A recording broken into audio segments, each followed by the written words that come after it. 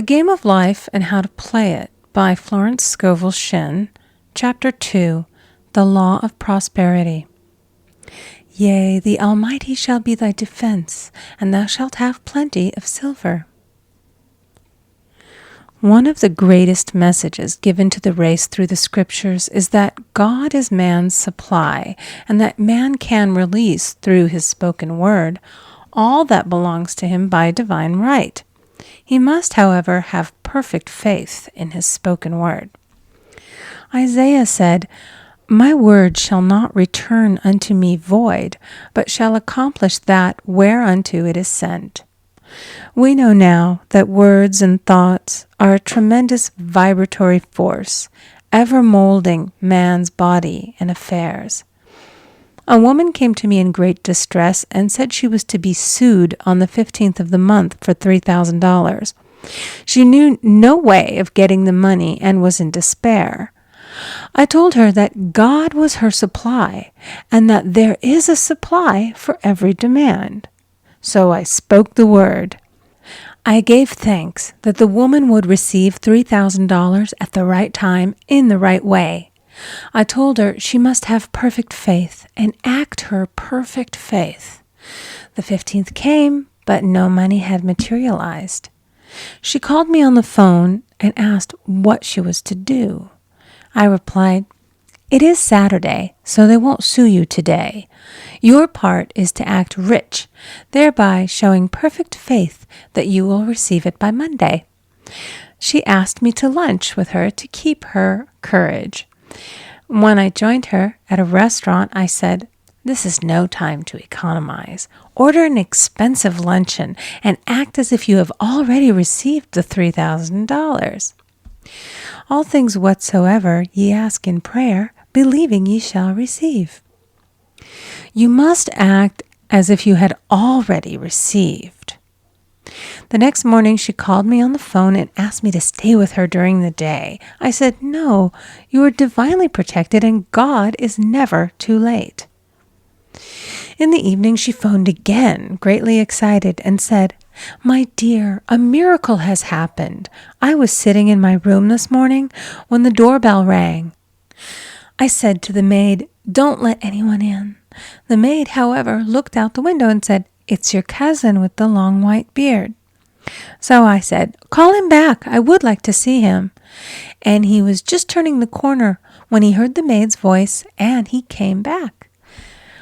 He talked for about an hour, and just as he was leaving, he said, 'Oh, by the way, how are finances?'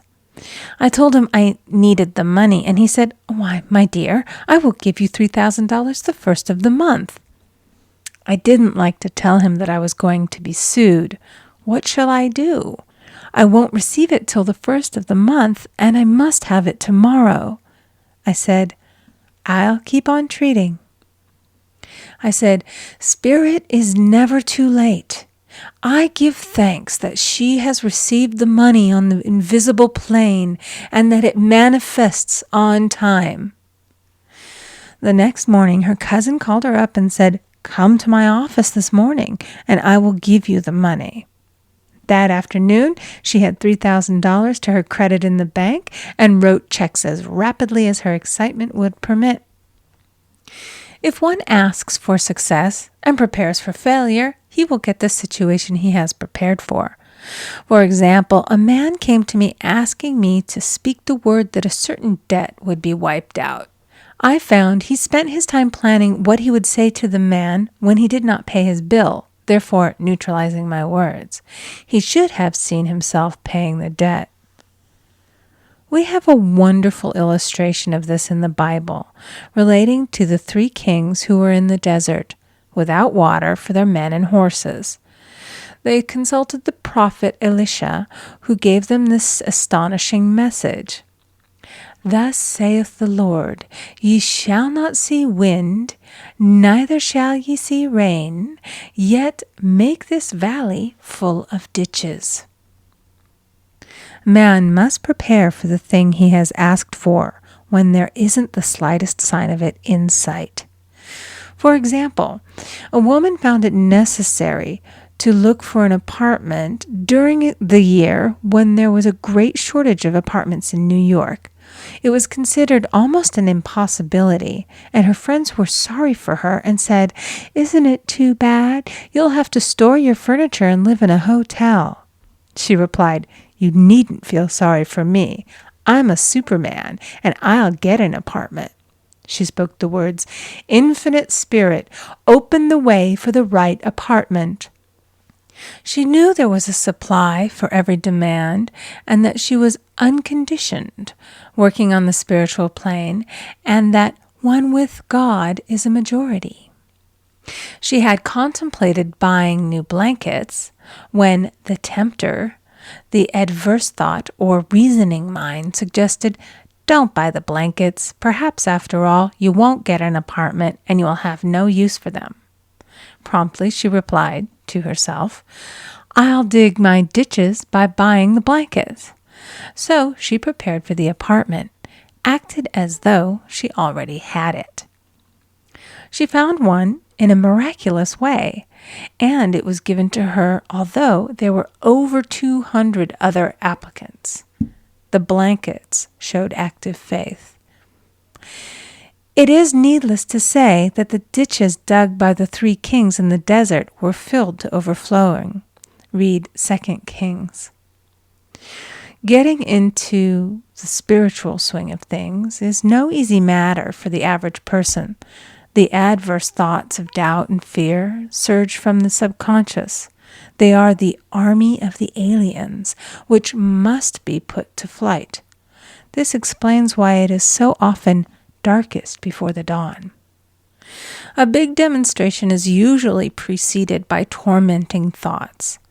Having made a statement of high spiritual truth, one challenges the old beliefs in the subconscious, and error is exposed to be put out. This is the time when one must make his affirmations of truth repeatedly and rejoice and give thanks that he has already received. "Before ye call, I shall answer." This means that every good and perfect gift is already man's, awaiting his recognition. Man can only receive what he sees himself receiving. The children of Israel were told that they could have all the land they could see. This is true of every man. He has only the land within his own mental vision. Every great work, every big accomplishment has been brought into manifestation through holding to the vision. And often, just before the big achievement, comes apparent failure and discouragement. The children of Israel, when they reached the promised land, were afraid to go in, for they said it was filled with giants who made them feel like grasshoppers.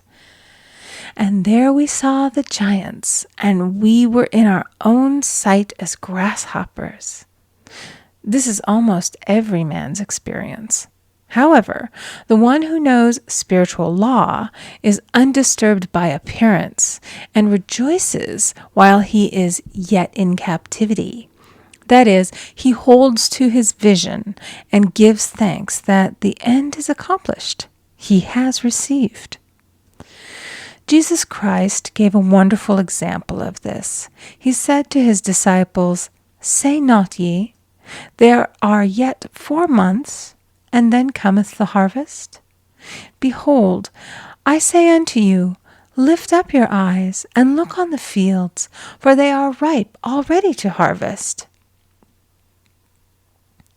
His clear vision pierced the world of matter, and he saw clearly the 4th-dimensional world, things as they really are, perfect and complete in divine mind.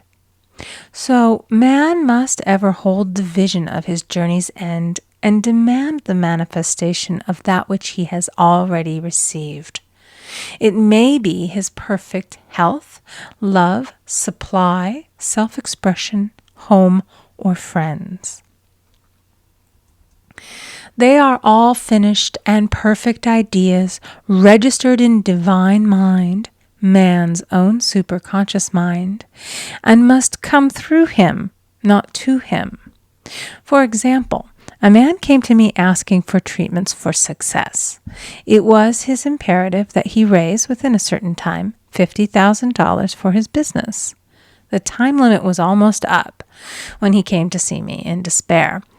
No one wanted to invest in his enterprise, and the bank had flatly refused a loan. I replied, "I suppose you lost your temper while at the bank, therefore your power. You can control any situation if you first control yourself." "Go back to the bank," I added, "and I will treat." My treatment was, "You are identified in love with the spirit of everyone connected with the bank. Let the divine idea come out of this situation." He replied, "Woman, you are talking about an impossibility. Tomorrow is Saturday. The bank closes at 12, and my train won't get me there until 10, and the time limit is up tomorrow, and anyway, they won't do it. It's too late." I replied, "God doesn't need any time and is never too late. With him, all things are possible." I added, "I don't know anything about business, but I know all about God." He replied, "It all sounds fine when I sit here listening to you, but when I go out, it's terrible." He lived in a distant city, and I did not hear from him for a week. Then came a letter. It read, "You were right. I raised the money, and I will never again doubt the truth of all that you have told me." I saw him a few weeks later, and I said, "What happened? You evidently had plenty of time after all." He replied, "My train was late, and I got there just 15 minutes to 12. I walked into the bank quietly, and I said, 'I have come for the loan.' And they gave it to me without a question." It was the last 15 minutes of the time allotted to him, and Infinite Spirit was not too late. In this instance, the man could never have demonstrated alone. He needed someone to help him hold the vision. This is what one man can do for another. Jesus Christ knew the truth of this when he said, "If two of you shall agree on earth as touching anything that they shall ask, it shall be done for them of my Father which is in heaven." One gets too close to his own affairs and becomes doubtful and fearful. The friend or healer sees clearly the success, health, or prosperity and never wavers because he is not close to the situation. It is much easier to demonstrate for someone else than for oneself, so a person should not hesitate to ask for help if he feels himself wavering. A keen observer of life once said, "No man can fail if some one person sees him successful." Such is the power of the vision, and many a great man has owed his success to a wife or a sister or a friend who believed in him and held without wavering to the perfect pattern.